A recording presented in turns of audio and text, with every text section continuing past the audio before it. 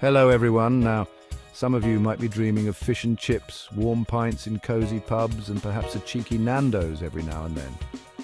That's right, we're talking about the UK. But before you pack your bags and hop on that plane, we need to address the elephant in the room. Is the UK still worth moving to in 2024?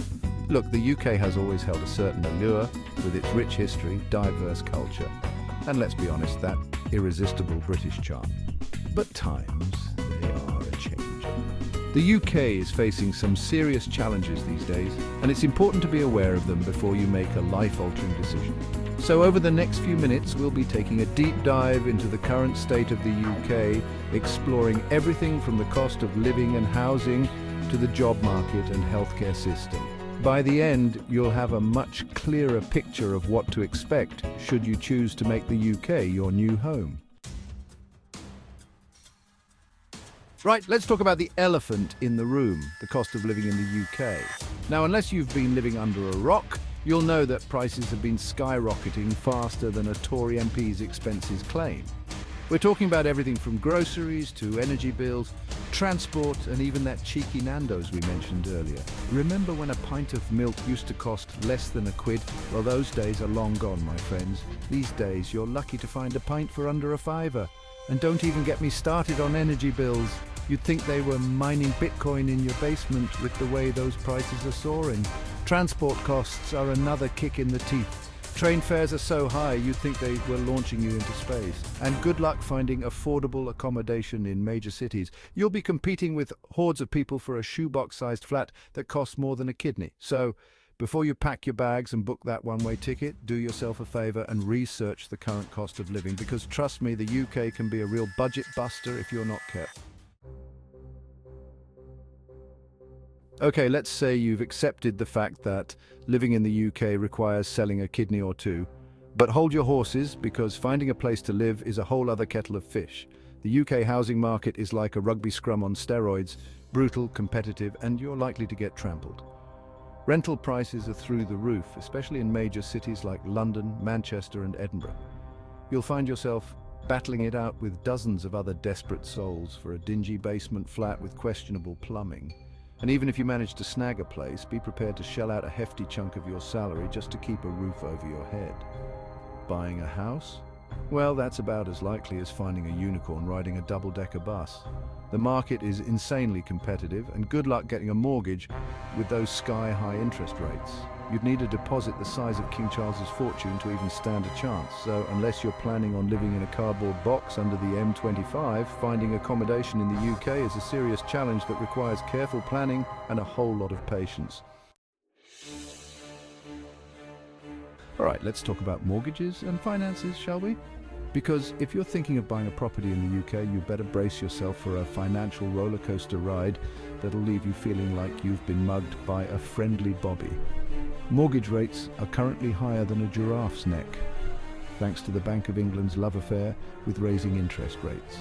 This means your monthly repayments will be eye-wateringly expensive, leaving you with less money for those essential pints of milk, let alone a cheeky Nando's. And don't even get me started on the deposit. As we mentioned earlier, you'll need a small fortune just to get your foot in the door. We're talking tens of thousands of pounds, which is enough to make even the Queen consider downsizing. So unless you're sitting on a gold mine or have a secret inheritance stashed away, securing a mortgage in the UK can feel like climbing Mount Everest in flip-flops. It's a long, arduous journey with no guarantee of success. Taxes. The bane of everyone's existence, but especially in the UK. HMRC, the UK's tax authority, is like a hungry badger eyeing your hard-earned cash. And trust me, they'll take a hefty bite out of your pay packet before you can say, God save the Queen.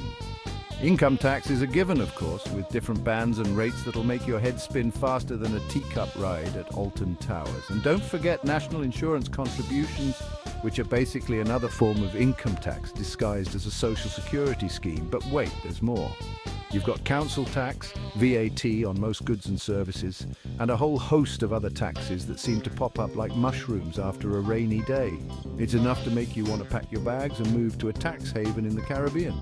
So, before you start counting your chickens before they've hatched, make sure you factor in the UK's hefty tax burden, because HMRC will find you and they will take their share, leaving you wondering where all your money went. Let's talk about the NHS, shall we? The UK's beloved National Health Service, a beacon of hope and free healthcare for all. Now, while the NHS is a fantastic institution, let's be honest, it's currently about as stretched as a pair of old Y-fronts. Years of underfunding and increased demand have left the NHS struggling to cope. Waiting times for appointments and treatments can be longer than a queue for Wimbledon tickets. And good luck getting a GP appointment on the same day you call. You're more likely to win the lottery. Hospitals are overcrowded, staff are overworked and underpaid, and the whole system is creaking under the strain. Now, don't get me wrong, the NHS is still a lifeline for millions of people. But be prepared for delays, cancellations, and a general sense of chaos. So while the NHS offers free healthcare at the point of use, it's important to be realistic about its current state. Don't expect a seamless and speedy experience, and be prepared to navigate a complex and often frustrating system. Now, you might be thinking, the UK, land of opportunity, right? Well, hold your horses, cowboy, because the job market is about as predictable as the British weather: sunny one minute, raining cats and dogs the next. While some sectors are booming, others are struggling to stay afloat. Competition for jobs is fierce, especially in major cities where you'll be fighting against a sea of overqualified candidates for a meager salary. And don't expect those promised six-figure salaries you see advertised. Unless you're a brain surgeon or a Premier League footballer, you're more likely to find a unicorn than a job that pays a king's ransom. Brexit has also thrown a spanner in the works, creating uncertainty and making it harder for companies to recruit from overseas. So, unless you've got a highly specialized skill set or are willing to relocate to a remote corner of the country, finding a decent job in the UK can be a right royal pain. Right, let's address the elephant in the room, shall we? The UK might be known for its charming villages and historic landmarks, but it's also got a dark side that's often swept under the rug. Crime rates, particularly knife crime in major cities, have been on the rise in recent years. You're more likely to find yourself dodging a rogue shopping trolley than a knife-wielding maniac, but it's still something to be aware of. And let's not forget about poverty. Despite the UK being one of the wealthiest countries in the world, poverty and homelessness are on the rise. You'll see people sleeping rough on the streets, even in affluent areas. It's a stark reminder that not everyone benefits from the UK's prosperity. Now, I'm not saying the UK is a crime-ridden dystopia, but it's important to be realistic about the challenges it faces. Like any major country, the UK has its fair share of social problems, and it's important to be aware of them before making a life-altering decision. So, there you have it. The UK in all its glory, warts and all. We've covered a lot of ground, from the soaring cost of living and the cutthroat housing market to the strained healthcare system and the challenging job market. We've also touched on the darker side of the UK with its rising crime rates and persistent poverty. Now, I'm not saying the UK is a terrible place to live, far from it. It's still a country with a lot to offer, from its rich history and diverse culture to its world-class education and vibrant arts scene. But it's important to be aware of the challenges before you pack your bags and hop on that plane. So weigh the pros and cons carefully, do your research and make an informed decision. Thank you for watching, and make sure to do your research before making any big moves.